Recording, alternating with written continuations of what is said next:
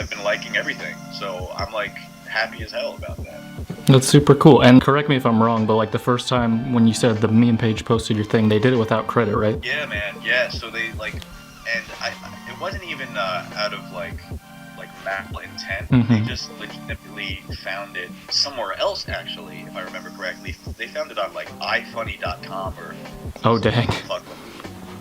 And so they just reposted it. Yeah, it's on me. At the end of the day, I didn't put a watermark on my thing because I didn't know that's how the world works. I immediately DM'd them. The account was called Grandma's Butthole, and I DM'd Grandma's Butthole. And Oh, hell yeah, dude. yeah, like it's the one time in my life I could actually say that sentence. I just said like, "Yo, this is mine. Please put my tag in the description." And I caught it early enough, like within an hour of it being up. And they got back. I was like, "There's no way they're like." There were like 500,000 followers at the time. I'm like, there's no way they're gonna see this DM from a guy who has 2,000 followers.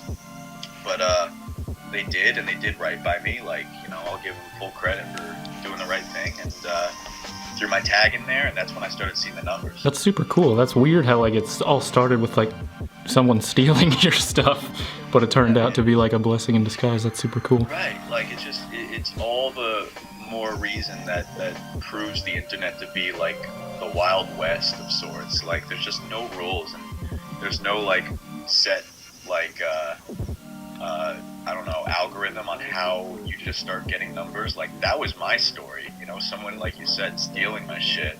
Yeah. And but it ended up working out. Yeah.